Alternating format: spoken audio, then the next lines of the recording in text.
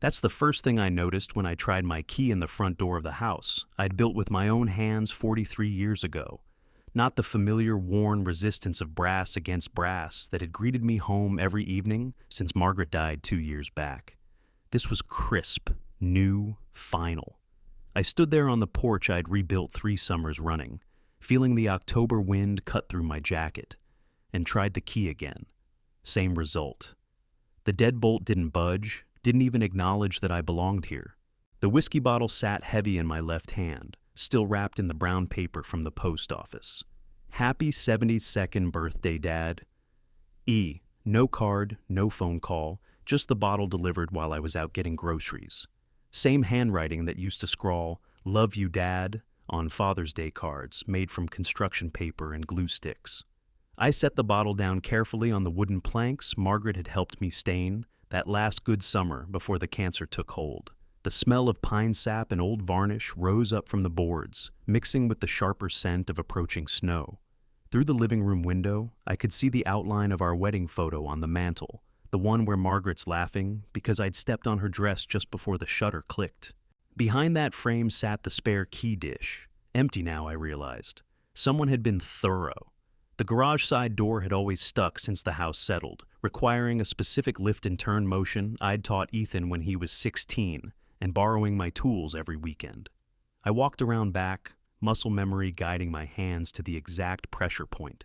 The door swung open to reveal my workshop exactly as I'd left it that morning. Circular saw on the pegboard, coffee can full of screws and washers, the oak cabinet I'd been sanding for Mrs. Patterson down the street. But the house key that usually hung on the hook by the back door was gone. I stood in the doorway between my garage and my kitchen, the kitchen where Margaret had made Sunday pancakes for 28 years, where Ethan had done homework at the counter while she helped him with fractions, and felt something shift inside my chest. Not my heart, though the doctors kept warning me about that ticker. Something deeper, colder. The answering machine blinked red in the fading light. 3 messages. I pressed play, still holding that damn whiskey bottle. "Dad, it's Ethan." His voice carried that careful tone he'd developed over the past 5 years, the one that meant he was about to ask for something. "Hope you got the birthday gift. Listen, we need to talk about the house situation. Sandra's been doing some research about property management, estate planning, that kind of thing. Give me a call." Sandra, his wife of 3 years, the one who'd suggested maybe I didn't need to attend their anniversary dinner, because the restaurant was more of a couple's place. The one who'd started every conversation since Margaret's funeral, with observations about how big the house was for one person, how expensive the upkeep must be, how dangerous it might be for someone my age to manage alone. Message 2. "Dad, it's me again. We drove by and saw your truck was gone, so we figured you were out. We're just going to take care of a few things around the house while you're away. Nothing major. We'll explain everything later." The timestamp showed 2:47 p.m., 4 hours ago. Message 3, Sandra's voice this time, bright and efficient as a real estate agent. "Hi, Frank. Just wanted to let you know we've made some security improvements to the house. The new locks are much better. Digital, very safe. Ethan will bring you the new keys tomorrow when you two have your talk. Also, I noticed some of the kitchen appliances are getting pretty old. We might want to think about updating those soon. Anyway, see you tomorrow." I set the whiskey bottle on the counter next to the coffee maker Margaret had bought the Christmas before she got sick. The bottle caught the overhead light, amber liquid glowing like trapped fire. 18-year-old Macallan, according to the label, the kind of gift that costs more than I used to spend on groceries in a month, back when Ethan was small and money was tight and Margaret clipped coupons from the Sunday paper. The irony wasn't lost on me. I'd quit drinking 3 years ago when the cardiologist told me alcohol would interfere with my medications. Ethan knew this. He'd driven me home from that appointment, had helped me pour out the last bottle of bourbon I'd been saving for special occasions. I walked through the house slowly, catalog in hand the changes they had made during my 4-hour absence. New deadbolts on both the front and back doors. The loose banister I'd been meaning to tighten was now solid. Fresh caulk around the bathroom windows. Even the kitchen faucet that had dripped for months was silent and gleaming. They'd been busy. In the living room, I settled into my chair, the brown leather recliner that had molded itself to my shape over 2 decades of Sunday football games and evening news.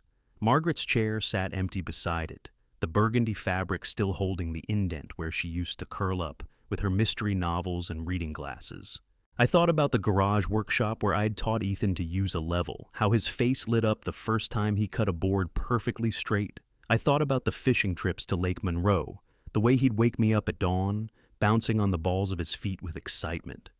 I thought about holding him when he was 8 and had nightmares, his small body shaking against my chest while I promised him that monsters weren't real. But mostly I thought about the conversation I'd had with Margaret 3 days before she died. The morphine had made her voice soft, but her mind was sharp as ever. "Promise me something, Frank," she'd whispered, her hand finding mine across the hospital blanket. "Don't let anyone push you around when I'm gone, not even him, especially not her." Margaret had never said much about Sandra, but she saw things. The way Sandra's eyes tracked through our house during visits, making mental inventories. The way she steered conversations toward my age, my health, my situation. The way she'd started calling me Frank instead of Dad after the wedding, creating distance with 2 fewer syllables. "I love our boy," Margaret had continued, "but he's always been too easily led. And that girl, she's got plans, Frank. Make sure they don't include your dignity." Now, sitting in the gathering darkness of my locked house, I understood what she'd seen. This wasn't about security or safety or concern for an aging father. This was about control, about Sandra's research into property management and estate planning, about making me dependent, manageable, grateful for whatever space they decided I could occupy in my own home. The whiskey bottle gleamed from the kitchen counter, a peace offering that acknowledged the war had already begun. Ethan probably thought the expensive scotch would soften the blow, make me more amenable to whatever conversation we were supposed to have tomorrow. He was wrong. I picked up the phone and dialed the number I hadn't called in 3 years, not since Margaret's estate had been settled. Harold Kemper answered on the second ring, his voice gravelly with age and too many unfiltered cigarettes. "Harold, it's Frank Morrison. I know it's late, but I need to ask you something about property law, specifically about what rights someone has to change locks on a house they don't own." Harold had been Margaret's attorney since before we were married, had handled her father's will and our own estate planning, with the kind of old-school thoroughness that came from 40 years of practice in a small town where everyone knew everyone else's business. "Frank," he said, and I could hear the concern in his voice. "Are you in some kind of trouble?" "Not trouble," I said, watching my reflection in the dark window. "But I think I'm about to be." Outside, a car turned into my driveway, headlights sweeping across the wall. I recognized the sound of the engine, Ethan's Honda, the one I'd co-signed for when he graduated college, the one I'd made payments on for 6 months when he was between jobs and Sandra was planning their wedding. "Harold," I said quietly, "I'm going to need to see you first thing Monday morning. And Harold, bring everything you know about revocable trusts and life estates. I think it's time I made some changes of my own." The headlights went dark, a car door slammed, footsteps on the gravel, then on the porch steps I'd built to match the height of Margaret's garden boots. A knock on my own front door. I let it sit in the silence for a long moment, that bottle of whiskey catching the lamplight like a question mark. Then I walked over and turned the deadbolt from the inside, the lock clicking open with perfect mechanical precision. "Hello, son," I said, opening the door to find Ethan standing there with a set of shiny new keys in his hand, and Sandra behind him, already talking about tomorrow's conversation and how much easier everything was going to be now that they'd taken care of the security situation.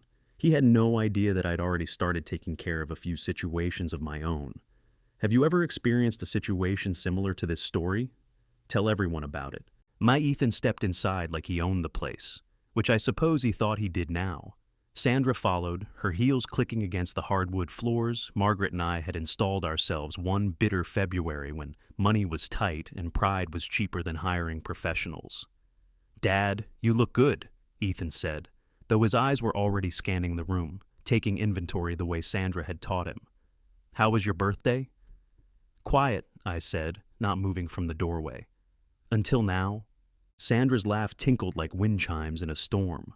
"Oh, Frank, we're so sorry we missed the actual day. Work has been absolutely crazy, but We wanted to make sure you had something special. She gestured toward the kitchen, where the whiskey bottle sat under the overhead light. Ethan picked that out himself. He said you used to love a good scotch. Used to, past tense. As if my preferences had changed along with my circumstances. As if grief and doctor's orders were the same thing as giving up. 18 years old, Ethan added, jangling the new keys like loose change. Older than Sandra was when we first met. Sandra shot him a look that could have stripped paint. She was 31 to his 35, but she'd always been sensitive about the gap, especially around me since I'd been the one to quietly suggest they wait another year before getting married. Not because of her age, but because of the way she'd already started rearranging his priorities to match her timeline. "These locks are really something," I said, taking the keys from his hand. They were warm from his palm, the metal still carrying his fingerprints. "Must have cost a fortune." "Security's important," Sandra said quickly, "especially for someone living alone. There have been break-ins in the neighborhood, Frank. Mrs. Patterson mentioned it to me at the grocery store last week." Mrs. Patterson was 83 and hadn't left her house except for church and doctor's appointments since her husband died 4 years ago. The idea of her mentioning break-ins to Sandra, who avoided our elderly neighbors like they might be contagious, was laughable. "When did you talk to Mrs. Patterson?" I asked. Sandra's smile never wavered. "Oh, you know how these things go. Community conversations, people looking out for each other." Ethan moved to the kitchen, opened the refrigerator like he was checking for expired milk. "Dad, when's the last time you went grocery shopping? This thing's practically empty." "I shop when I need to," I said. "Not much point in keeping food around that'll go bad." "See?" Sandra touched Ethan's arm, a gesture so practiced it looked choreographed. "This is exactly what we've been talking about. The isolation, the decline in basic self-care." Decline. Another word from her research, no doubt. I'd bet money she had pamphlets in her purse about senior living communities and the warning signs of cognitive deterioration. I walked to the stove and turned on the burner under the coffee pot. Margaret's old percolator, the one she'd refused to replace even when the handle got loose and the cord started fraying. It made coffee that could wake the dead and tasted like it had been filtered through iron and stubbornness. "Coffee," I offered, though I knew Sandra would decline. She only drank herbal tea and bottled water, claiming municipal water systems were full of chemicals that accelerated aging. "We can't stay long," Ethan said, but he was already settling into his old spot at the kitchen table, the chair where he'd eaten cereal before school every morning, from kindergarten through high school graduation. "We just wanted to check in, make sure you were handling everything okay." Everything. The house, the loneliness, the gradual transition from independent widower to manageable burden. I poured myself a cup of coffee and sat across from him, leaving Sandra to stand by the counter looking politely interested in our family dynamics. She'd positioned herself where she could see both the kitchen and the living room, probably cataloging which furniture would need to go and which pieces might be worth keeping. "I've been thinking about what you said," I began, though Ethan hadn't actually said much of anything yet. "About the house being too big, too much work for someone my age." Ethan's face brightened. "Really? Because Sandra found this great place. Assisted living, but more like apartments. Independent, but with support services." "I'm Sunset Manor," Sandra added helpfully. "It's only 20 minutes from our house, so we could visit all the time. And they have activities, Frank. Game nights, movie screenings, group trips to the casino." I sipped my coffee, feeling the heat spread through my chest. "Sounds like you've done your research?" "We care about you, Dad," Ethan said, and for a moment he sounded like the boy who used to crawl into bed between Margaret and me during thunderstorms. "We just want to make sure you're safe and comfortable." Comfortable. Code for compliant. "The thing is," I said slowly, "I've been doing some research too, about property rights, estate planning, that sort of thing." Sandra's smile flickered. "Oh? Did you know that in this state, changing locks on someone else's property without permission is considered illegal entry? Even if you're family, even if you think you're helping." The kitchen went quiet except for the soft bubbling of the coffee pot. Ethan shifted in his chair, the wood creaking under his weight. "Dad, we weren't trying to—" "I'm sure you weren't," I said. "But here's the funny thing about good intentions. They don't actually change the law." Sandra stepped forward, her voice taking on that bright, reasonable tone she used when explaining things to people she considered confused. "Frank, I think there might be some misunderstanding here.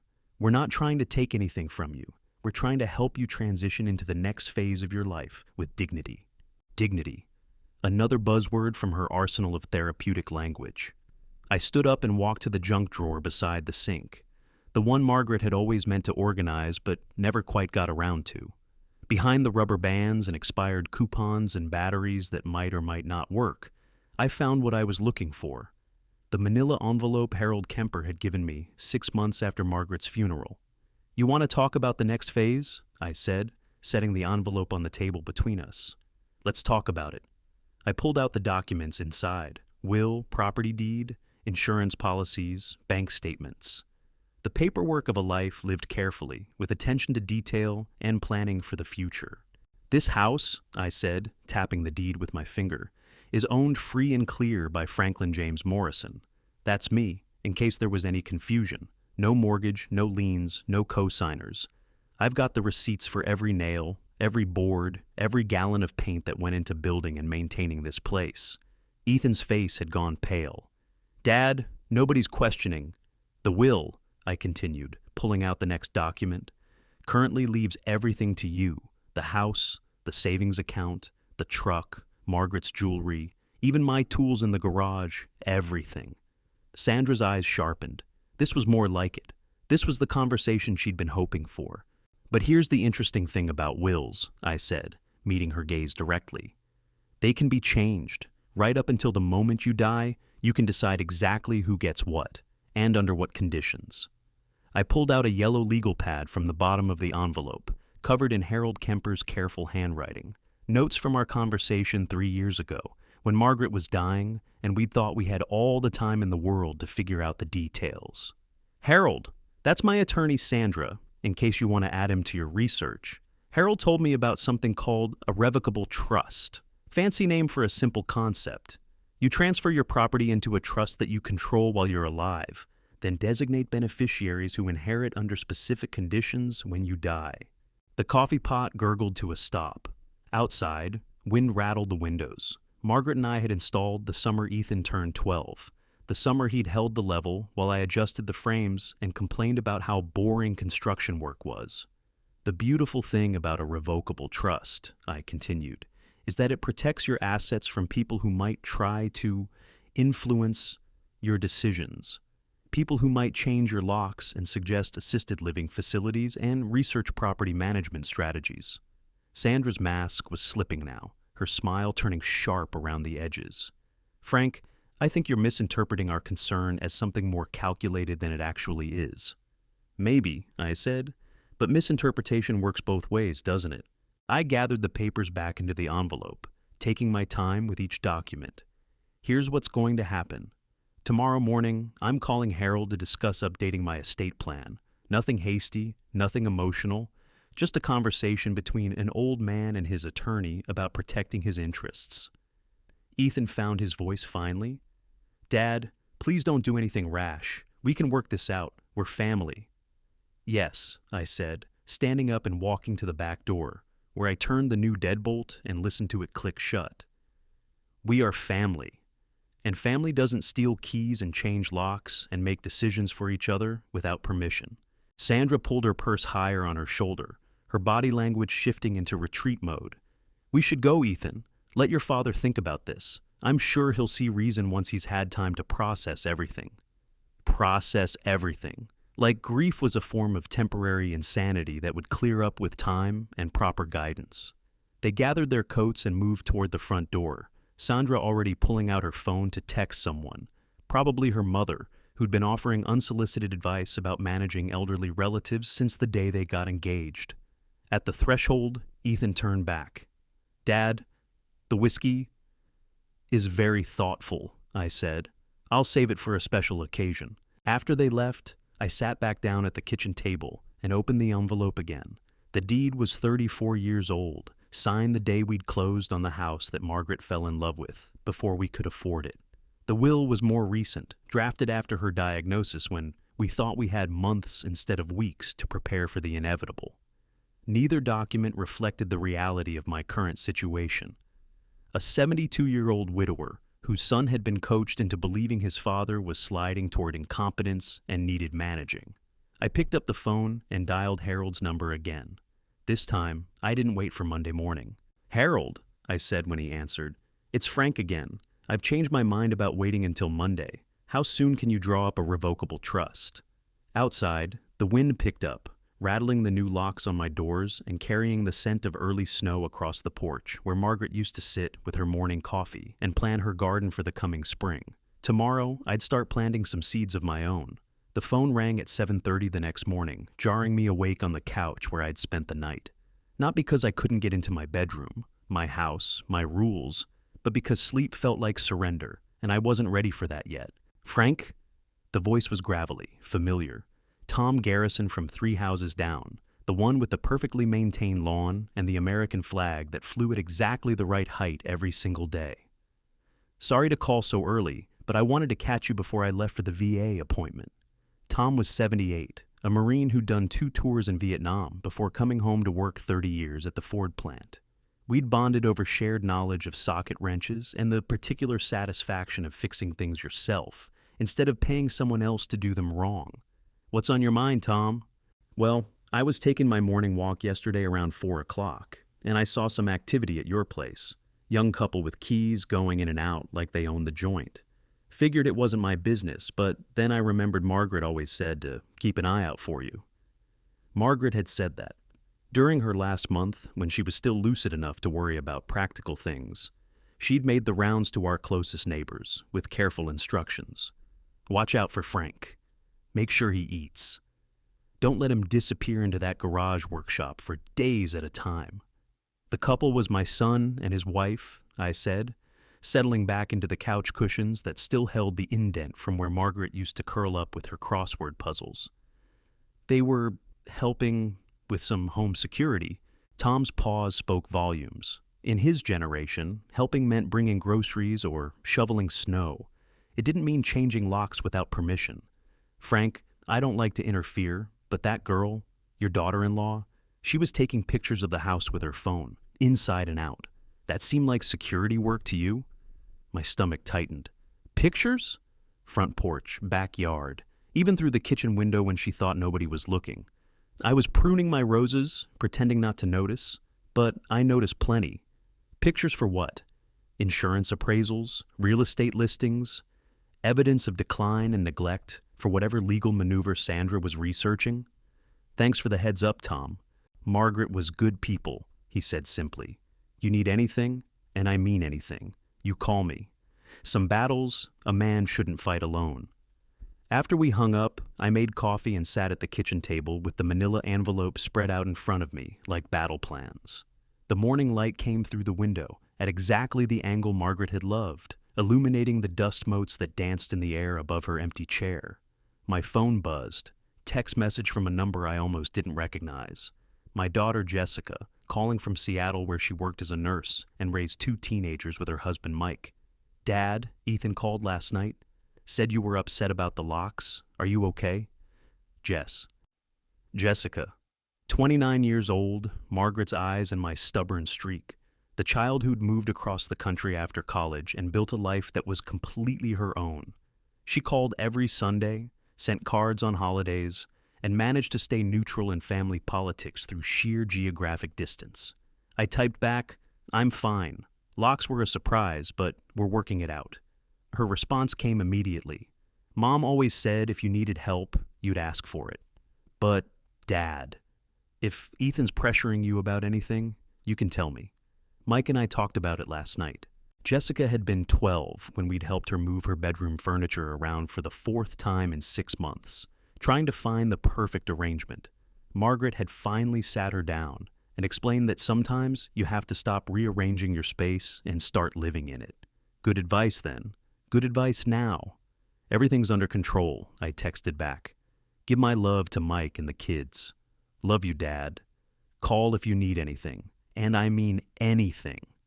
The caps lock on anything told me Jessica knew more about the situation than she was letting on. Probably had her own theories about Sandra's motivations and Ethan's susceptibility to influence. But Jessica had learned early to pick her battles, and a fight between her father and brother from 2,000 miles away wasn't one she could win. I was pouring my second cup of coffee when the doorbell rang. Through the peephole, I could see a woman about my age holding a covered dish and wearing the kind of practical coat that marked her as someone who understood October mornings in Michigan. Mr. Morrison? She had a slight accent, Polish, maybe, or Czech. I am Maria Kowalski from the house behind you. I hope I am not disturbing. Maria. I'd seen her working in her garden, heard her talking to her cats in what I assumed was her native language, but we'd never actually spoken. She'd moved in about 6 months after Margaret died, a quiet widow who kept to herself and maintained her property with the kind of attention to detail that suggested she'd been taking care of things on her own for a while. Not disturbing at all, I said, opening the door wider. Please, come in. She stepped into the hallway carefully, taking in the family photos on the walls and the way the morning light fell across the hardwood floors. I brought pierogi, she said, offering the covered dish. My grandmother's recipe. I make too many for one person. The kitchen smelled like onions and butter, and something that reminded me of comfort. Maria set the dish on the counter and turned to face me, her expression serious. Mr. Morrison, I must tell you something. Yesterday when you were not home, I saw people in your house, young man and woman. They were looking through your things. Looking through my things? From my kitchen window I can see into your living room. The woman, she was opening drawers, looking behind picture frames. The man was in your basement. I could see the light moving around down there. My basement, where I kept Margaret's Christmas decorations, boxes of old tax returns, and the filing cabinet with our important documents, birth certificates, insurance policies, investment statements, everything someone would need to understand the full scope of my financial situation. How long were they there? 2 hours, maybe 3. They were very, she searched for the word, systematic, like they had a list. Maria pulled out a chair at the kitchen table without being invited, the gesture of someone who understood that some conversations required sitting down. Mr. Morrison, in my country, I saw families torn apart by people who smile and speak of caring while they steal everything. Your wife, she was good woman. She would not want this for you. Margaret. Even 6 months after her death, neighbors who'd barely known her spoke of her with the kind of respect usually reserved for saints or war heroes. Margaret Morrison, who'd baked cookies for new families moving into the neighborhood and organized the annual block party and somehow managed to remember everyone's grandchildren's names. You barely knew my wife, I said, though not unkindly. I know enough, Maria replied firmly. When I moved here, she brought me soup when I had the flu. She did not ask questions, did not make me feel like charity case. She saw old woman living alone and thought, this person might need kindness. That is how you know good person. She stood up and moved to the window that faced her house, pointing toward her kitchen. From there, I can see this kitchen, part of living room. If you want, I can watch. I can be witness to what happens here. A witness, someone whose word might matter if this situation escalated into something that required legal intervention or family mediation. Someone who understood the difference between helping and taking advantage. Maria, I said carefully, if I asked you to document what you see, times, dates, who comes and goes, would you do that? Of course, she said without hesitation. I have notebook. I write everything down anyway. Habit from old country, where paperwork could save your life or get you killed. After she left, I sat at the kitchen table and thought about allies. Tom Garrison with his military bearing and instinctive understanding of tactical situations. Jessica, with her nursing training and cross-country perspective on family dynamics. Maria Kowalski with her quiet vigilance and immigrants' appreciation for the importance of documentation. Not the cavalry I would have chosen, but perhaps the one I needed. I was reaching for the phone to call Harold Kemper when it rang first. Ethan's number. Dad, I've been thinking about our conversation last night. Have you? I want you to know that everything we're doing comes from a place of love. Sandra and I, we're not trying to control your life or take anything away from you. Love. The word sat heavy between us, weighted with 35 years of complicated history. I'd loved him when he was 2 and drew crayon pictures on my workshop walls. I'd loved him when he was 16 and wrapped my truck around a telephone pole driving too fast on icy roads. I'd loved him when he was 22 and dropped out of college 6 credits short of graduation because he was finding himself. But love wasn't a blank check. Love didn't mean accepting manipulation in the name of concern. "Ethan," I said, "tell me something. When you and Sandra went through my house yesterday, what exactly were you looking for?" Silence. Then, "We weren't going through anything, Dad. We were just assessing." Assessing what? The condition of things, whether you're maintaining the property adequately, whether there are safety issues we need to address. Safety issues, code for reasons to declare me unfit to live independently. "And what did your assessment conclude?" Another pause. "Dad, some of the electrical outlets are loose. The basement stairs are steep and there's no railing. The smoke detectors haven't been tested in years. These are legitimate concerns. Legitimate concerns that had existed for decades without bothering him before Sandra started her research into the elder care options. "I appreciate your concern," I said, "but I think I can handle my own home maintenance." "Can you, though?"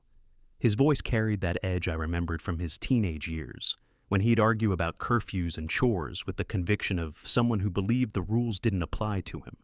"Dad, you're 72. You had a heart episode 2 years ago. Margaret's not there to remind you to take your medications or eat regular meals or—" "Margaret's not here to do a lot of things," I cut him off. "But I'm still here, and until I'm not, this is still my house and my life and my decision to make. We're trying to help you make good decisions. We'll, always we now, never I." Sandra's influence had been subtle but thorough, transforming my independent son into half of a decision-making unit where his voice carried decreasing weight. "I'll call you later," I said, and hung up before he could respond. Outside, Maria Kowalski was in her garden, pulling the last of the season's tomatoes and wrapping her rose bushes against the coming frost. She worked with the efficiency of someone who'd learned not to waste time or motion, someone who understood that winter came whether you were ready or not. I thought about Margaret's final words to me, her warning about not letting anyone push me around. She'd seen something in Sandra that I dismissed as personality differences, generational gaps, the natural friction between a daughter-in-law and the father who represented her husband's past. Now, I wondered if Margaret had seen the future more clearly than I had. If she'd recognized the signs of a campaign that would begin with concern and end with control. I pulled out my phone and scrolled to Harold Kemper's number. This time, I wasn't calling to ask questions about property law. This time, I was ready to make some changes of my own. Harold Kemper's office hadn't changed in 20 years. Same oak paneling, same leather chairs, with the cracks that spoke of comfortable age rather than neglect. Same framed diplomas from a law school that had taught ethics alongside precedent. The man himself had aged, though. Silver hair thinned to white, shoulders curved forward from decades of hunching over legal documents.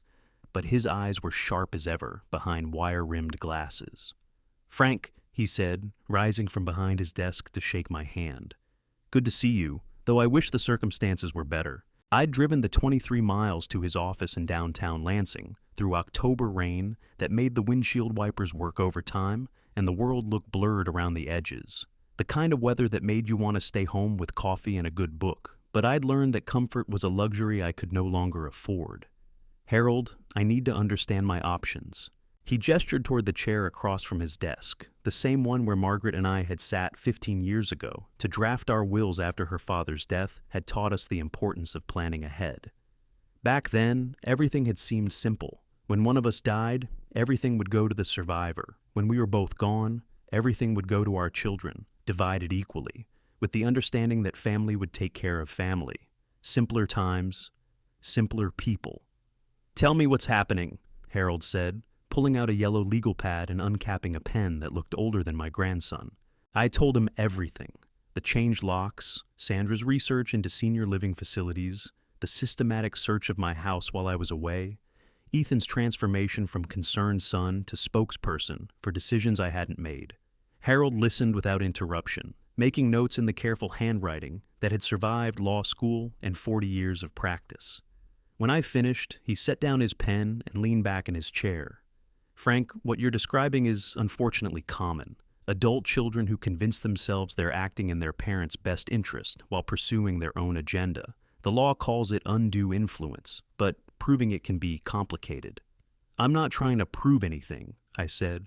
I'm trying to prevent it. Harold nodded slowly. Prevention is easier than cure. What specific steps do you want to take? I pulled out the manila envelope I'd brought with me, extracting the documents that represented 35 years of careful financial planning. I want to protect what Margaret and I built together, not from Ethan necessarily, but from the person he's becoming under Sandra's influence. Revocable trust? For starters, but I've been thinking about something else too. I hesitated, knowing that once I spoke the words aloud, there would be no taking them back. I want to explore transferring ownership of the house to a veterans organization, with a life estate for myself. Harold's eyebrows lifted slightly. That's significant, Frank. You'd be giving up ownership while retaining the right to live there until you die. No inheritance for your children, no ability to sell or mortgage the property. But also no ability for anyone else to force me out or make decisions about my living situation. True. He made more notes, his pen scratching against paper like a small animal in the walls. There are tax implications, of course, and you'd need to choose the recipient organization carefully. But it's legally sound, assuming you're acting of your own free will and understand the consequences. Free will. The phrase hung in the air between us like incense, heavy with meaning. Harold, let me ask you something. If someone changes the locks on your house without permission, what does that tell you about their respect for your autonomy? He smiled grimly. It tells me they've moved beyond asking nicely. I thought about Tom Garrison's morning walk, Maria Kowalski's careful documentation, Jessica's long-distance concern, the network of witnesses to my competence and independence, should I need them. There's something else, I said. I want to install a security system at the house. Cameras, motion sensors, automated locks. Nothing paranoid, just comprehensive documentation of who comes and goes. Harold's expression grew thoughtful. Smart move. Creates a record of your ability to make decisions about your own property. Also might discourage unwelcome visits. Can you recommend someone? I want it done professionally, legally, with proper permits and documentation. My nephew runs a security company, former military, very thorough. I'll give you his number. We spent the next hour discussing the technical details of asset protection. Revocable trusts that could be modified if circumstances changed. Life estates that guaranteed occupancy rights regardless of ownership. Power of attorney documents that specifically limited authority and could be revoked at any time. The beautiful thing about these arrangements, Harold explained, is that they're designed to protect competent adults from coercion. They require clear documentation of mental capacity and voluntary decision-making, very difficult to challenge if they're properly executed. When we finished, I had a folder full of draft documents and a timeline for implementation. More importantly, I had a plan that would shift the balance of power back toward the person who had actually built the life being discussed. The drive home took me past Lake Monroe, where Ethan and I used to fish on Saturday mornings, when he was young enough to think his father knew everything. I pulled into the parking area, overlooking the water, and sat with the engine running, watching rain dimple the surface and thinking about the last time we'd been here together. He'd been 14, more interested in his Game Boy than fishing, complaining about the cold and the early hour, and the way fish smelled when you cleaned them. Margaret had packed us a thermos of hot chocolate and sandwiches wrapped in wax paper, but Ethan had barely touched either. "Why do we have to do this every weekend?" he'd asked, slouching in the passenger seat of my truck while I loaded the tackle box. "Because someday I'll be gone," I'd answered, "and you'll remember that your old man taught you how to be patient and quiet and pay attention to the world around you. I'll remember that you made me get up at 5 in the morning to sit by a lake and do nothing." But he'd gotten out of the truck. He'd cast his line where I showed him, had waited with growing excitement when his bobber disappeared beneath the surface, had whooped with joy when he reeled in a bass that was actually big enough to keep. On the drive home, he'd asked if we could stop at the bait shop to buy more tackle, maybe some different lures. He'd wanted to call his grandfather to tell him about the fish, had insisted we take a picture before cleaning it. That boy was still in there somewhere, buried under years of Sandra's influence and adult responsibilities, and the gradual erosion of father-son traditions that had once seemed permanent. The question was whether it was too late to reach him. My phone buzzed. Text message from an unknown number. Mr. Morrison, this is David Kemper from Secure Solutions. Uncle Harold said you might need some security work done. I can stop by tomorrow if that works for you. I typed back, tomorrow afternoon is fine. Thank you.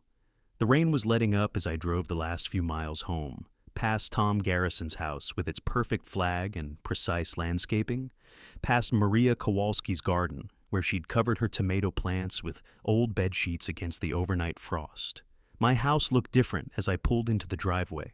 Not smaller or shabbier, but somehow more valuable, more worth protecting. The new locks caught the late afternoon light like small promises of security, though I knew security was more than deadbolts and door frames. Inside, I found 3 messages on the answering machine, 2 hang-ups and one from Sandra, her voice bright with artificial cheer. Hi, Frank. Just wanted to follow up on last night's conversation. Ethan and I have been doing more research on senior living options, and we found some really wonderful places. Nothing institutional, more like luxury apartments with optional services. We'd love to take you on some tours this weekend. Call me back. Optional services. Like the locks had been optional, like the systematic search of my house had been optional. I erased the message and walked to the kitchen window, where I could see Maria Kowalski's house through the gathering dusk. A light was on in her kitchen, and I could make out her silhouette moving around her dinner preparations. A witness, someone who understood the difference between caring and controlling. I pulled out my phone and dialed Ethan's number. He answered on the second ring. Dad, I'm glad you called. Sandra left you a message about... Ethan, I interrupted. I need to tell you something, and I need you to listen without defending or explaining or offering alternatives. Silence. Then, okay. I'm not moving into assisted living. I'm not selling the house. I'm not transferring ownership or signing any papers that give you or Sandra authority over my living situation. Are we clear on that? Dad, we're not trying to... Are we clear? A longer pause. You're 72 years old. You live alone. You're not invincible. No, I agreed, but I'm also not incompetent. And until I am, I make my own decisions about my own life. What if your decisions are not good ones? The question hung between us like a bridge I wasn't sure I wanted to cross, because it revealed the fundamental assumption underlying all of Sandra's research and planning, that my judgment was already compromised, that my independence was already illusory, that the caring thing to do was to manage me before I managed to hurt myself. Then they're my mistakes to make, I said finally. That's what autonomy means, son. The right to be wrong about your own life. After we hung up, I sat at the kitchen table and looked through the wedding photos Margaret had kept in a shoebox on the shelf above the washing machine. Ethan and Sandra's wedding 3 years ago at a country club I'd never heard of in a town 40 miles from anywhere I'd ever lived. Sandra looked radiant in her grandmother's dress. Ethan handsome in a rented tuxedo that cost more than my truck payment. But what struck me now, looking at the pictures with different eyes, was the way Sandra positioned herself in every shot. Front and center, managing the frame, making sure the angles were flattering and the lighting was perfect. Even then, she'd been directing the scene. In one photo, Ethan was talking to his grandfather, Margaret's father, who died 2 months later, while Sandra stood behind them, her hand on Ethan's shoulder in a gesture that looked affectionate but felt proprietary. In another, I was dancing with Margaret during the father-mother dance, both of us laughing at something she'd whispered in my ear. In the background, Sandra was taking pictures with her phone, documenting everything for some future use. Always planning, always documenting, always thinking 3 moves ahead. I put the photos back in their box and went to the basement, where I hadn't been since Tom Garrison mentioned seeing someone with a flashlight down there. Nothing looked disturbed, but then again, I wasn't sure I'd notice if it had been. The filing cabinet was locked, but that had never stopped someone with patience and basic tools. Tomorrow, David Kemper would install cameras and motion sensors and locks that couldn't be changed without authorization. Tomorrow, Harold would begin drafting documents that would protect my assets from well-meaning family members with their own agendas. Tonight, I sat in Margaret's chair with a cup of coffee and thought about the difference between being loved and being managed. Outside, the rain had stopped and stars were beginning to appear between the clouds. Somewhere in the distance, a train whistle echoed across the flat Michigan landscape, carrying cargo and passengers toward destinations they had chosen for themselves. The sound made me think of freedom, and for the first time in days, I smiled. David Kemper arrived at 2 o'clock sharp on Tuesday afternoon, driving a white van with Secure Solutions painted on the side in navy blue letters. He was younger than I'd expected, maybe 40, with the kind of controlled movement that marked him as military even in civilian clothes. When he shook my hand, his grip was firm without being aggressive, respectful without being deferential. "Mr. Morrison," Uncle Harold explained the situation. "I want you to know everything we install will be completely legal and fully documented. You'll own the system, control all access codes, and have complete authority over who sees any recordings." Harold had briefed him well. This wasn't about paranoia or family feuds. It was about creating an indisputable record of competence and autonomy.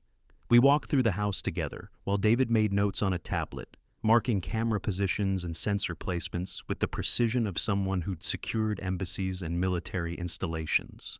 His questions were technical rather than personal: power sources, wireless coverage, backup systems. "Front door camera is obvious," he said, sketching angles on his tablet. "Kitchen and living room for general activity documentation. Motion sensors on all entry points. I'd also recommend a discrete camera in your garage workshop. Shows you maintaining property, using tools safely, that sort of thing." The garage workshop, where I'd taught Ethan to measure twice and cut once, where Margaret used to bring me sandwiches when I lost track of dinner time, where I still went when the house felt too empty, and I needed the comfort of work that made sense. How long for installation? 2 days if we do it right. Professional-grade equipment, proper permits filed with the county, everything by the book. David looked up from his tablet. "Mr. Morrison, can I ask you something?" "Go ahead." "Harold mentioned your son's been overly involved in property decisions. In my experience, family members who push boundaries tend to back off when they realize their behavior is being documented. Not always, but often enough." Documentation. The difference between he said, she said arguments and objective evidence. What about audio recording? Michigan's a one-party consent state for audio, but I'd stick to video only for common areas. Less legal complication, and pictures usually tell the story anyway. We spent another hour going over technical details: cloud storage backup, mobile app access, motion-triggered alerts. The system would cost more than I'd spent on anything except the truck in the past 5 years, but it was an investment in something more valuable than security. It was an investment in proof of my capacity to make my own decisions. After David left, I drove to the bank to arrange payment for the security system and Harold's legal work. The branch manager, a woman about Sandra's age who'd handled my accounts since Margaret died, offered the kind of professional courtesy that came with 30 years of steady deposits and 0 overdrafts. "Mr. Morrison, I see you're making some significant expenditures. Is everything all right?" "Everything's fine. Just taking care of some home improvements and legal updates." She nodded, but I caught the slight furrow in her brow.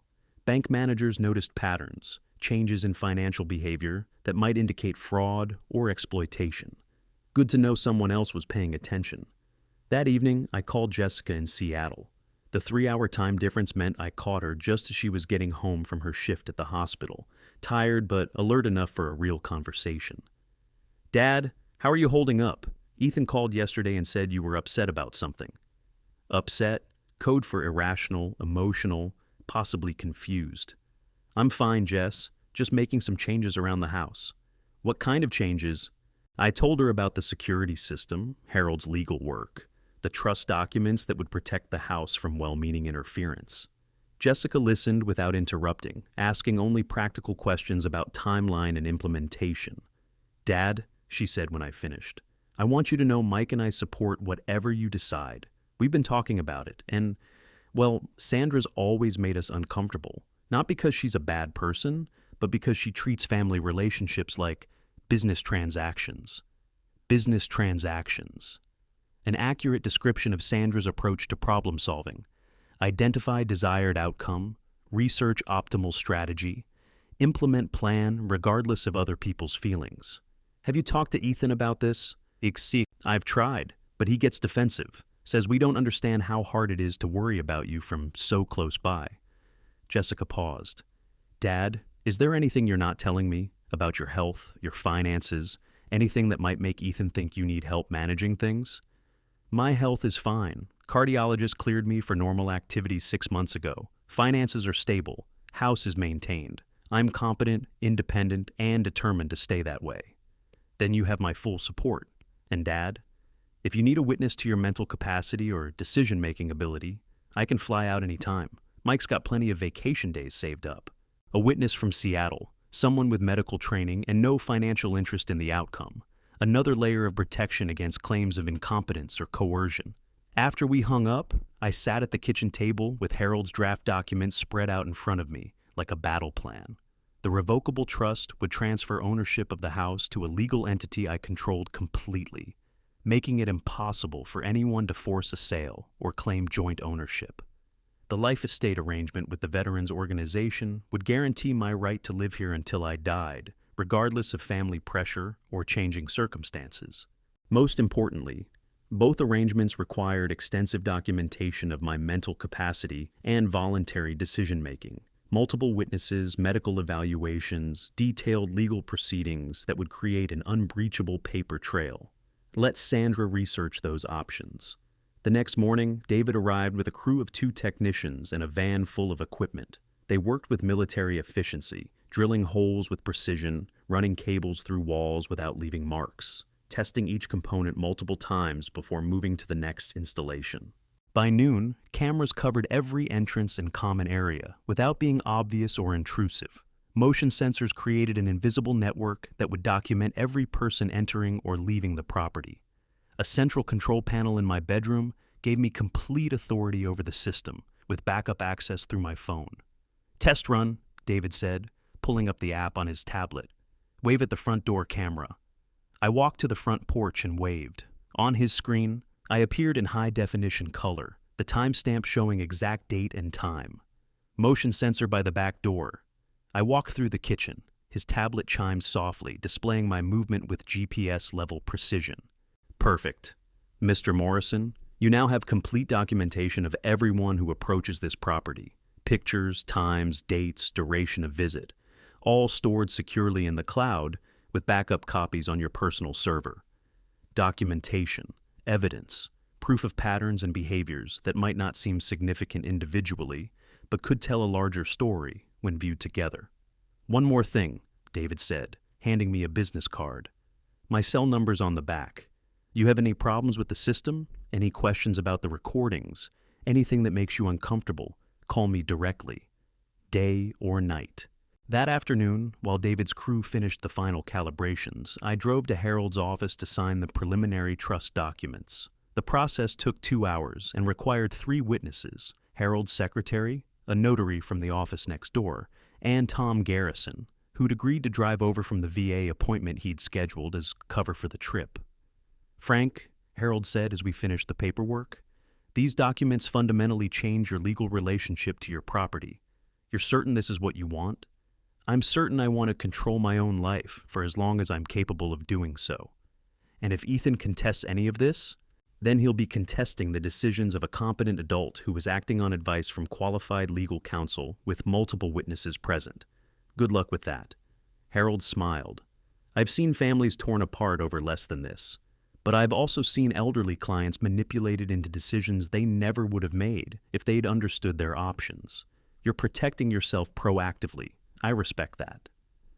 Driving home, I thought about the word proactive. Sandra would probably use the same term to describe her research into senior living facilities and property management options.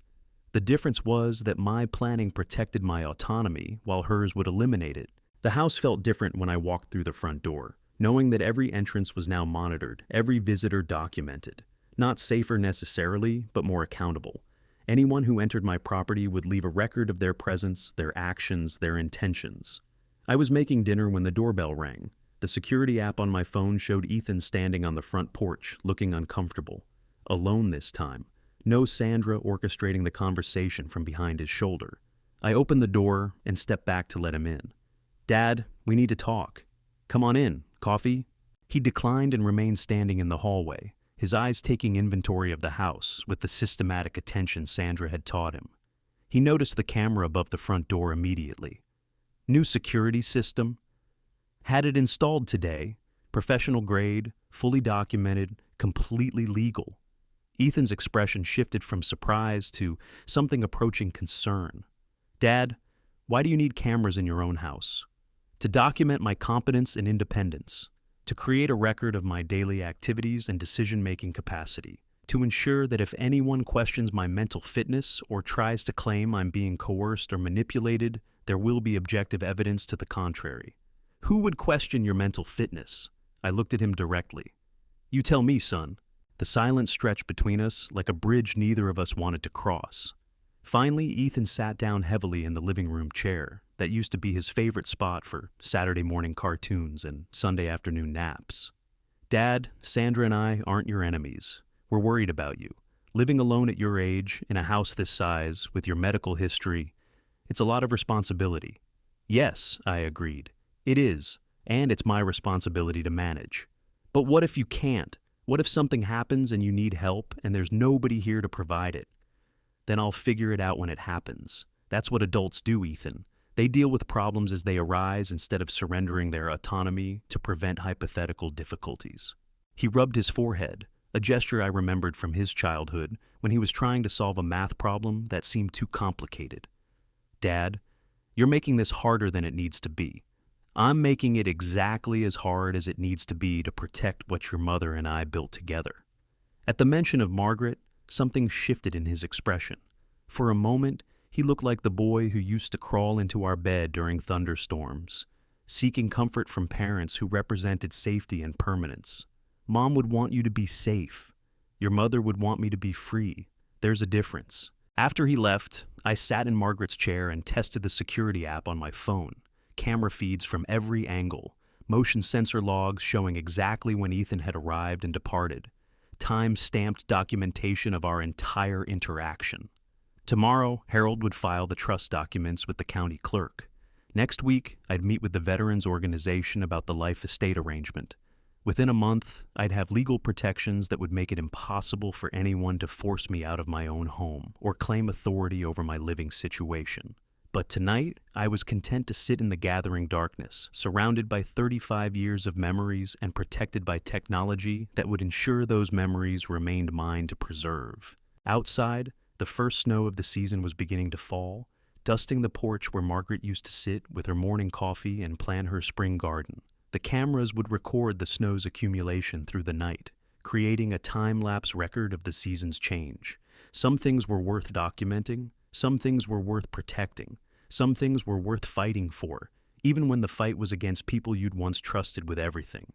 The invitation came on a Thursday afternoon, delivered not by phone, but by Sandra herself, standing on my front porch with a covered casserole dish, and the kind of smile that belonged in a toothpaste commercial. Frank, I hope you don't mind me dropping by unannounced. I made my famous tuna noodle casserole, the recipe Ethan's been asking for since college, and thought you might enjoy a home-cooked meal. The security camera above the door was recording everything, her carefully styled hair, her designer coat that cost more than my monthly utilities, the way she glanced toward the motion sensor by the mailbox as if cataloging my new defensive measures. That's very thoughtful, Sandra. I was hoping we could all have dinner together this weekend, just family, a chance to clear the air and talk about the future without any misunderstandings. Misunderstandings. As if the changed locks and systematic property search had been communication errors rather than deliberate boundary violations. What did you have in mind? Saturday evening, 6 o'clock. I'll cook. Nothing much fancy, just a nice roast with all the fixings. The kind of meal Margaret used to make for Sunday dinners. The mention of Margaret was calculated, designed to trigger nostalgia for family traditions that had died with her. Sandra had never cooked a roast in the 3 years I'd known her. Her idea of home cooking was takeout from restaurants that charged $40 for what used to cost $8. I'll think about it, I said. Wonderful. I'll plan on it then. And Frank, maybe we could all start fresh. Forget about the little tensions we've had and focus on what's best for everyone. Little tensions, like describing a hurricane as a light breeze. After she left, I called Harold Kemper's office. The trust documents had been filed that morning, officially transferring ownership of my house to the Franklin Morrison Family Trust, with me as sole trustee and beneficiary. The legal transformation was complete. I now controlled property that no one else could claim, sell, or manage without my explicit written consent. Harold, I need to ask you about something. If someone invites me to dinner and I suspect they're planning to pressure me into signing documents or making decisions, what's the best way to protect myself legally? Don't go alone, Harold said immediately. Bring a witness. Better yet, record the conversation. Michigan's a one-party consent state, so you don't need their permission. And Frank, don't sign anything, no matter how innocent it seems. Not even birthday cards or grocery lists. What if they claim I'm being paranoid or irrational? Then you point to the documented pattern of behavior that led to your caution. Changed locks, unauthorized property searches, pressure tactics disguised as concern.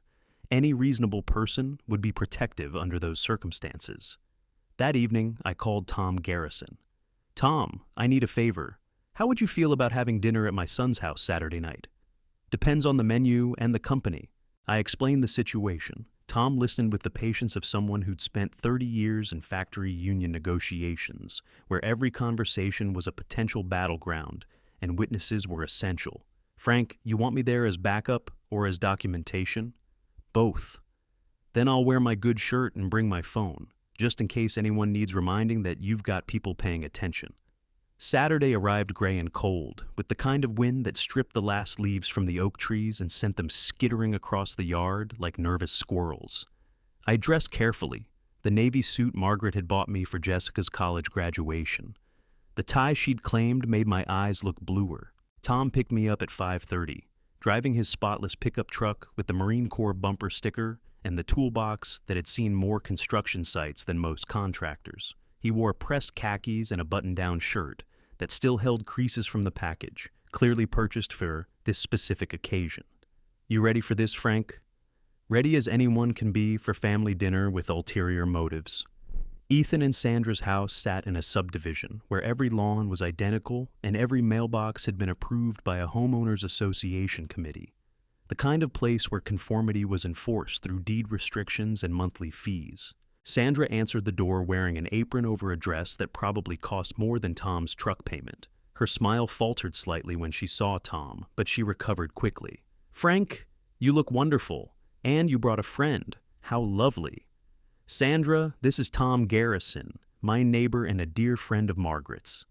Tom shook her hand with the firm grip of someone who'd spent 40 years lifting heavy things. Ma'am, thank you for including me. Frank speaks of you often? He didn't specify what I said about her, which was probably for the best. The dining room had been set for 3 people. Sandra quickly added a 4th-place setting, her movements sharp with barely controlled irritation. This wasn't part of her plan, but she was adapting. Ethan emerged from the kitchen carrying a platter of sliced roast that smelled like Margaret's Sunday dinners, but somehow looked too perfect, too carefully arranged. Dad, good to see you. Tom, right? I remember you from Mom's funeral. The funeral, where Tom had been one of the pallbearers, where he'd stood at attention during the military honors portion of the service, where he'd helped me through the receiving line when grief made my legs unsteady. We sat around the dining room table with its matching placemats and coordinated centerpiece, making small talk about the weather and the Lions' disappointing season, while Sandra brought out side dishes that looked suspiciously like expensive takeout arranged in her own serving bowls. Frank, Sandra said, cutting her meat with surgical precision. I've been doing more research into senior living options. There's a wonderful place called Autumn Ridge, more like a resort than a nursing home. They have golf, tennis, organized trips to the casino.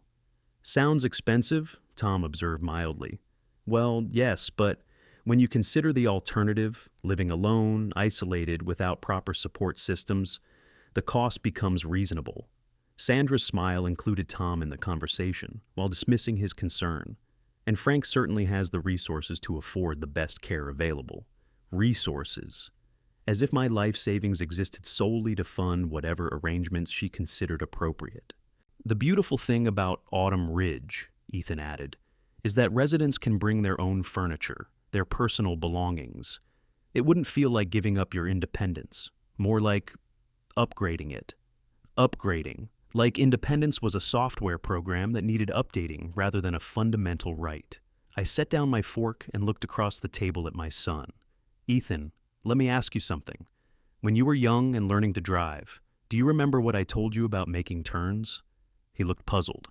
Check your mirrors, signal your intentions, look both ways. Look where you want to go, not where you're afraid you'll end up. I picked up my water glass, noting that Tom's phone was positioned to record our conversation. Right now, you're so afraid of what might happen to me that you're not paying attention to what I actually want. Sandra's smile tightened.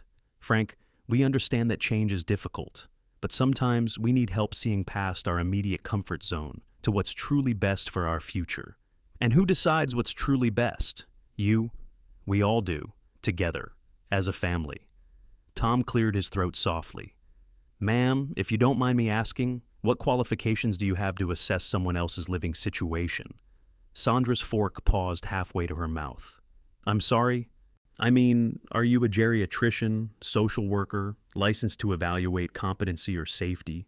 Just wondering what expertise you're basing these recommendations on. The question hung in the air like smoke from a kitchen fire. Sandra's face went through several expressions before settling on polite confusion. I'm someone who cares about Frank's well-being. That's nice, Tom said. So am I, but caring doesn't qualify me to make decisions about his living arrangements. Only Frank can do that. Ethan jumped in, his voice carrying the edge I remembered from teenage arguments about curfew.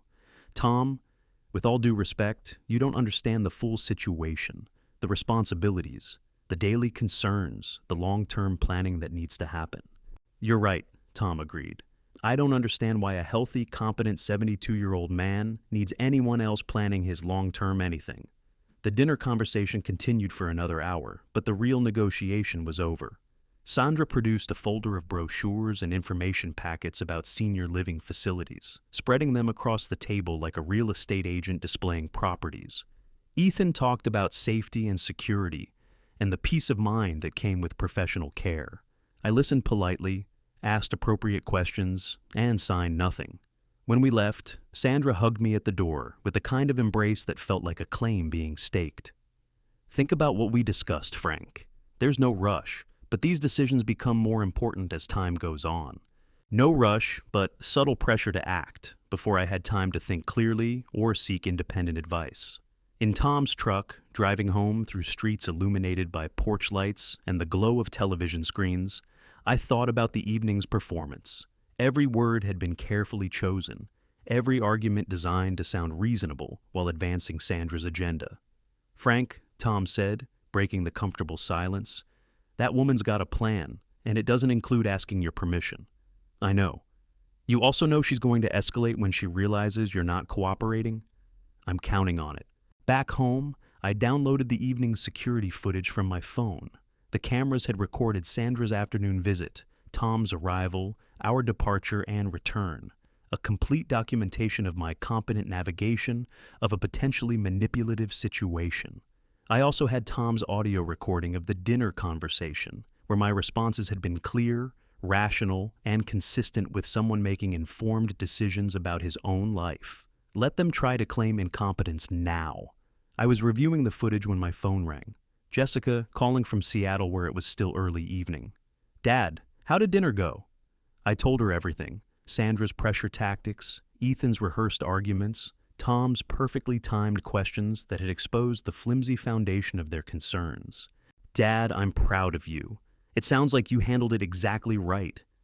I had help. Good. You shouldn't have to fight this alone. Jessica paused. But Dad, I think you should be prepared for them to try something else. Sandra doesn't strike me as someone who gives up easily. After we hung up, I sat in Margaret's chair and thought about escalation. About people who confuse persistence with caring, who believe that wanting something badly enough justified increasingly aggressive tactics to obtain it. The security cameras hummed quietly in their corners, recording the empty rooms of a house that was finally, legally, completely mine. The trust documents in Harold's office guaranteed that no one could force me to sell or surrender ownership.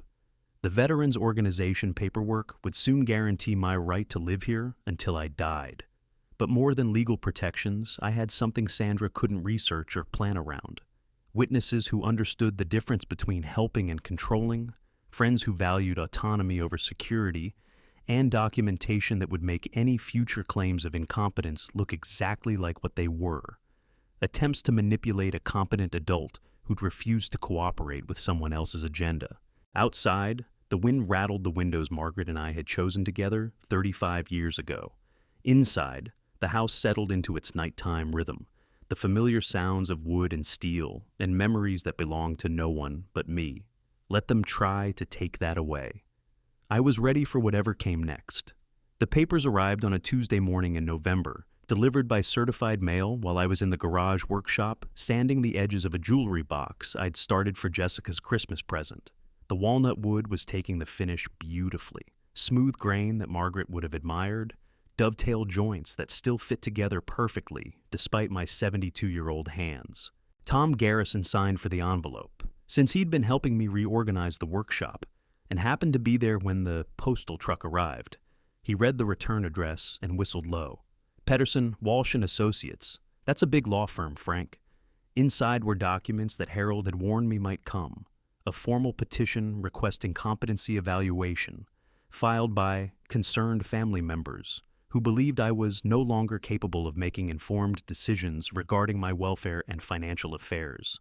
23 pages of legal language that boiled down to a simple claim. I was too old, too isolated, and too stubborn to manage my own life. The irony wasn't lost on me. 6 months ago, if someone had told me my own son would try to have me declared incompetent, I'd have laughed at the absurdity. Now, reading Sandra's carefully crafted arguments about my deteriorating judgment and unsafe living conditions, I felt something closer to relief than surprise. Finally, the real fight was beginning. I called Harold immediately. He'd been expecting this call since the day we'd filed the trust documents. Frank, I need you to listen carefully. This petition is what lawyers call a fishing expedition. They're hoping to find evidence to support conclusions they've already reached. The good news is that you've been preparing for exactly this scenario. What happens next? They'll request a court-appointed evaluator to assess your mental capacity. You'll undergo cognitive testing, medical examination, interviews about your daily living skills. The evaluator will also review your recent financial decisions and living arrangements. And then the evaluator will recommend whether you're competent to manage your own affairs. Based on everything I know about your situation, that recommendation should be strongly in your favor. Should be. Legal language that acknowledged the gap between what ought to happen and what actually would. That afternoon, I drove to Dr. Patricia Wong's office for the medical evaluation Harold had arranged as part of our proactive defense. Dr. Wong had been Margaret's physician during her final months, a woman who understood the difference between aging and incompetence.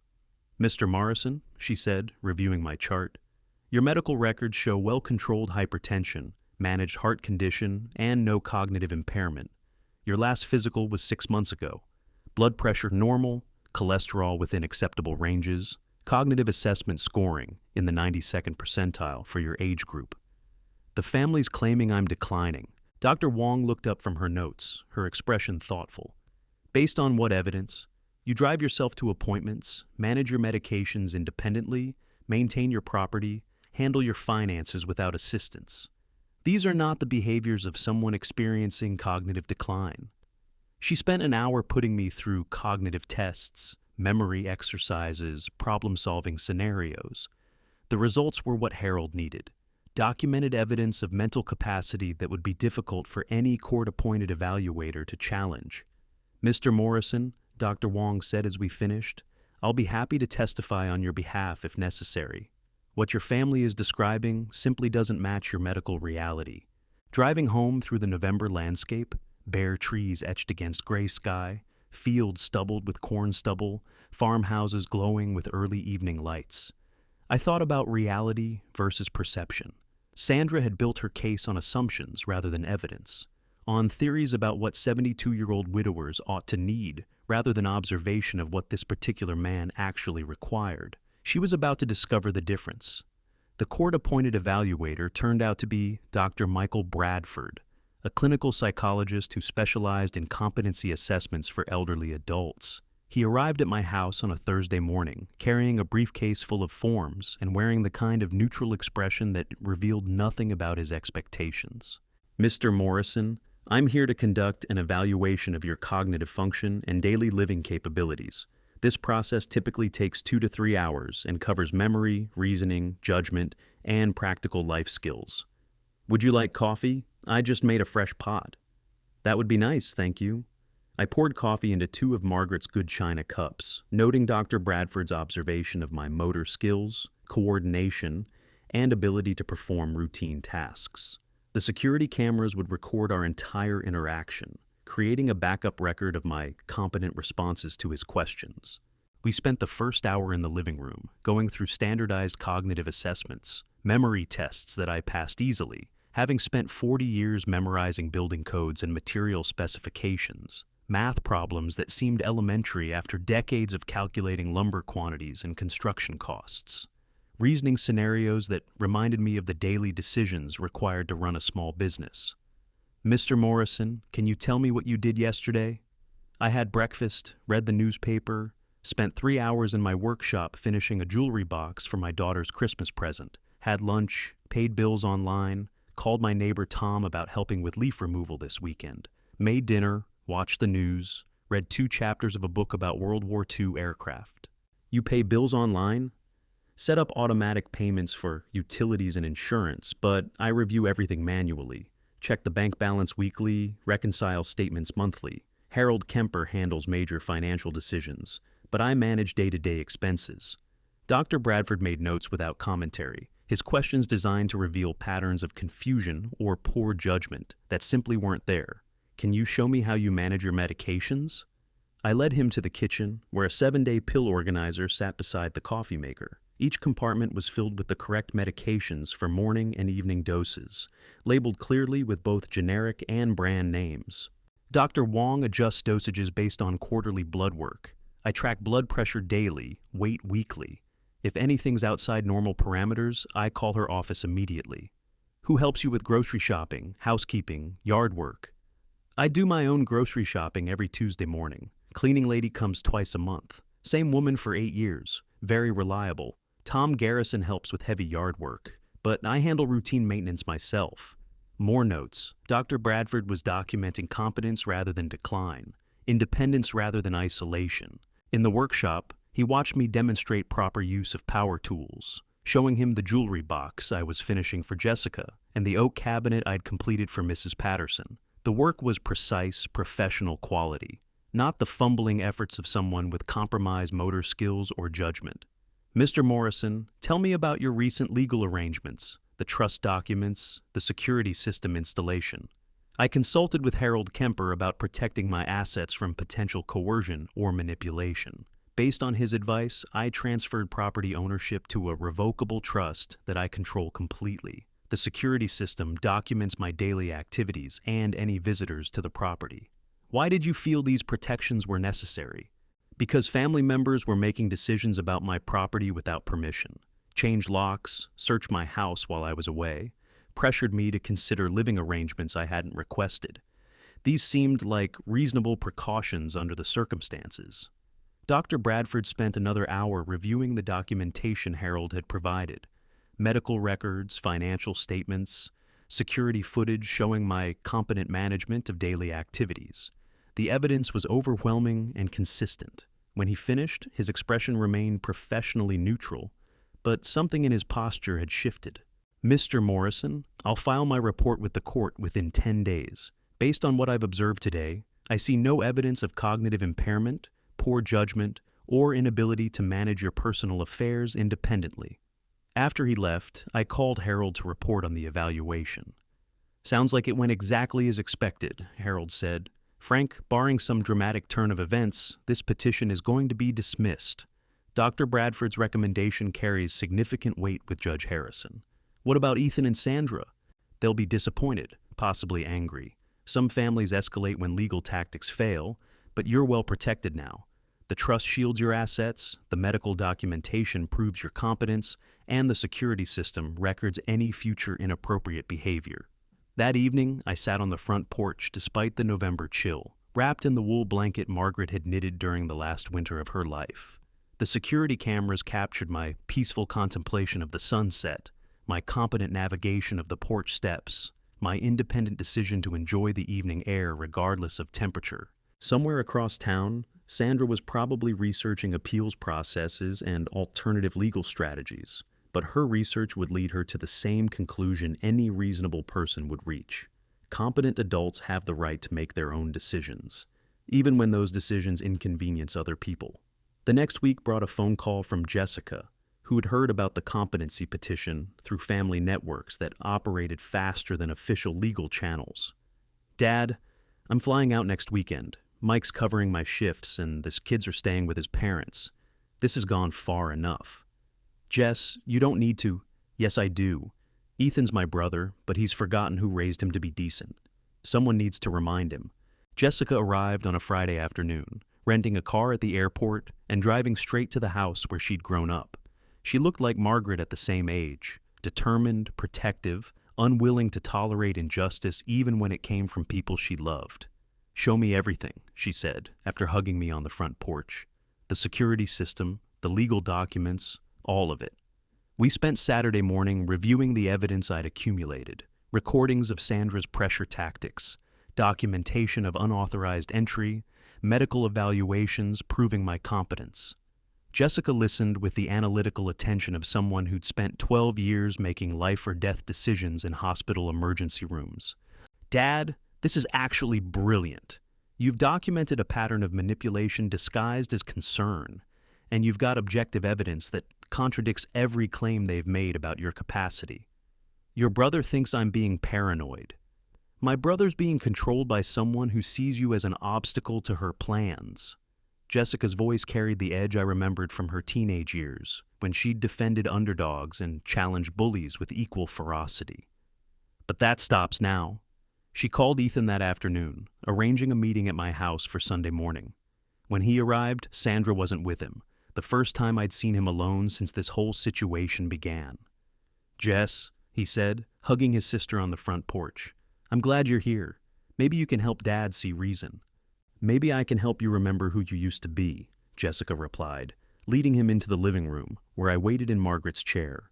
What followed was the most honest conversation I'd had with my son in 3 years. Jessica presented the evidence methodically: the competency evaluation results, medical documentation, security footage showing my independent management of daily activities. She spoke with the authority of someone who assessed cognitive function professionally and the love of someone who'd grown up believing family protected each other rather than preying on each other. "Ethan," she said finally, "Dad is competent, independent, and legally protected from interference in his personal decisions. The competency petition is going to be dismissed. The house is secure in a trust that no one can challenge, and any future harassment will be documented and potentially prosecutable." Ethan sat quietly in his old chair, the one where he'd done homework and watched Saturday morning cartoons and fallen asleep during family movie nights. For a moment, he looked like the boy who'd once believed his father could fix anything. "I was trying to help," he said quietly. "I know," I replied, "but help means doing what someone needs, not what you think they should want." It's Sandra says what benefits Sandra," Jessica interrupted. "The question is what you say, what you believe, what kind of man you want to be." We talked for another hour, working through years of accumulated misunderstandings and Sandra's systematic campaign to reframe my independence as incompetence. By the time Jessica left for her hotel, something had shifted in my son's expression. Not complete understanding, but the beginning of recognition. The competency petition was dismissed 2 weeks later, exactly as Harold had predicted.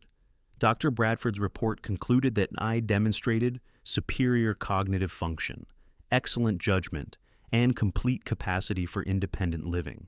Judge Harrison noted that the petition appeared to be motivated by family disagreement rather than legitimate concern for the respondent's welfare. Ethan called that evening to apologize. "Dad, I'm sorry about all of it. The locks, the pressure, the legal nonsense. I let Sandra convince me you needed managing when what you needed was respect. Where does this leave us, son? I don't know yet, but I want to find out." It wasn't reconciliation, but it was a beginning. Some bridges take time to rebuild, especially when trust has been damaged by people who confuse love with control. That night, I sat in Margaret's chair with a cup of coffee, watching the first snow of the season fall past the security cameras that no longer felt necessary, but would remain as a reminder. The house was quiet except for the familiar sounds of settling wood and the distant hum of the furnace that had kept us warm for 35 years. Outside, the snow covered the garden, where Margaret had planted bulbs that would bloom again in spring, despite the winter that seemed to threaten their survival. Some things endured because they were strong enough to wait, patient enough to trust in their own resilience. I thought about the boy who'd helped me build the workshop, the man who'd tried to take away my independence, and the son who might still remember the difference between helping and controlling. Some stories don't end with dramatic reconciliation or perfect understanding. Some stories end with the quiet satisfaction of boundaries maintained, dignity preserved, and autonomy protected. This was one of those stories. The snow fell steadily through the night, blanketing the world in the kind of peace that comes from knowing you're exactly where you belong, surrounded by the life you've chosen to live on your own terms. In the morning, I would make coffee in Margaret's kitchen, tend the furnace that heated Margaret's house, and begin another day of the life we'd built together. A life that remained mine to live, mine to protect, and mine to share only with people who understood that love means respecting someone's right to make their own choices, even when those choices inconvenience you, especially then. Comment yes if you want to see more similar stories.